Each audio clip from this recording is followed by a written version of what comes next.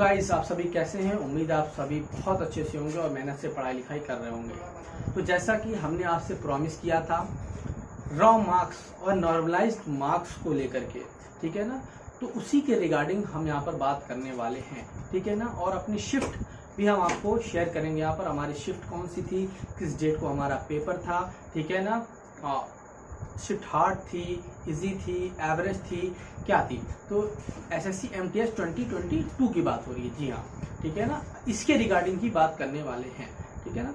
तो देखिए, सबसे पहली बात जो हमारी शिफ्ट थी वो one of the hardest shift थी, ठीक है ना। पहली बात क्या कि हमारी शिफ्ट जो है वो एक हार्डेस्ट शिफ्ट में से थी, ठीक है।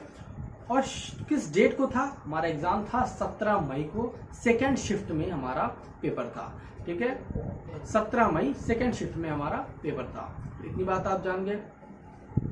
तो करीब रैंक आरक्यू के हिसाब से, ठीक है, करीब रैंक आरक्यू के हिसाब से ये 8वां या 9वां सबसे हार्डेस्ट शिफ्ट रहा होगा। लेकिन हमें नहीं लगता है, हमें लगता है कि इससे भी ज़्यादा ये शिफ्ट हार्ड थी, ठीक है ना। क्यों? क्योंकि हमारे जो नॉर्मलाइज्ड मार्क्स हुए हैं उसके बेसिस पर हम आपको बता रहे हैं। हालांकि हम रैंक आईक्यू को उस वक्त हम नहीं जान रहे थे, इसलिए हम रैंक आईक्यू को डेटा अपना चेक नहीं कर पाए, ठीक है ना। क्यों? क्योंकि ये मेरा पहला जेन्युइन अटैम्प्ट था, इसलिए हम उसके बारे में नहीं जानते थे, इसलिए हमने वहाँ पर चेक नहीं किया। इसके बाद के जितने भी एग्जाम्स हुए उसके रैंक आईक्यू का जो भी एनालिसिस है वो हमारे चैनल पर आप देख सकते हैं, ठीक है ना। तो ये बात हम आपको समझ में आ गई। तो हमारे रॉ मार्क्स कितने थे, हमारे रॉ मार्क्स थे 106 और हमारा हवलदार की लिस्ट में नाम है। इसका मतलब आप क्या समझ सकते हैं, इसका मतलब आप ये जान जाइए कि करीब 27-28 नंबर इसमें नॉर्मलाइजेशन हुआ है, ठीक है ना। 27 से 28 नंबर का नॉर्मलाइजेशन हुआ है और इससे भी कुछ शिफ्ट हार्ड रही होंगी, यानी कि करीब ये चौथा या पांचवा हार्डेस्ट शिफ्ट रहा होगा।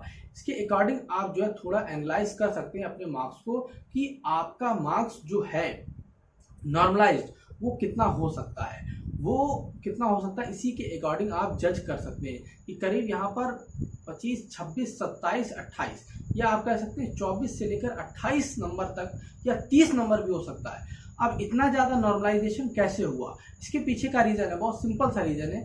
इसके पीछे एक रीज़न है कि एक क्वेश्चन यहाँ पर 3 मार्क्स का था और पहले जब एमटीएस का पेपर होता था तो एक क्वेश्चन 1 मार्क्स का हुआ करता था, तभी भी 8-8, 9-9 नंबर बढ़ जाते थे, ठीक है ना। हार्डेस्ट शिफ्ट की बात कर रहे हैं। तो यहाँ पर तो एक क्वेश्चन 3 नंबर का है, तो इस हिसाब से ये चीज़ें सही हैं। यानी रैंक आईक्यू करीब करीब आप 80 से 90% एक्यूरेट मान सकते हैं अपने जो रैंक आईक्यू आपको नॉर्मलाइज मार्क्स शो कर रहा है, ठीक है ना। तो इससे आप ये आंकड़ा लगा लीजिए। समझ में आया ये बात आपको कि हमारी शिफ्ट हार्डेस्ट शिफ्ट में से थी और 106 हमारे जो रॉ मार्क्स थे और नॉर्मलाइज्ड काफ़ी ज़्यादा हुए होंगे, तभी यहाँ पर जो है इसमें हवलदार की लिस्ट में हमारा नाम है और आई होप एमटीएस के लिस्ट में भी हमारा नाम होगा, ठीक है। तो आप समझ पाए होंगे यहाँ से। बाकी और भी जानकारी हम आपको प्रोवाइड करते रहेंगे। इसके लिए आपको जो है चैनल से जुड़ जाना है, बाकायदा चैनल से जुड़ जाइए और जो नीचे लाल कलर का सब्सक्राइब बटन है उसको ग्रे कर दीजिए, ठीक है ना। और आप देख रहे होंगे घंटी, घंटी के पास कान नहीं है तो उस घंटी को 2 कान आप प्रोवाइड कर दीजिए, 2 कान आपको घंटी को प्रोवाइड कर देना है, इतना काम करना है। और जो लाइक का आप बटन देख रहे हैं, लाइक का बटन शेडेड नहीं है, उसको आप शेडेड कर दीजिए, ठीक है ना। चलिए वीडियो को यहीं पर खत्म करते हैं। Thank you so much.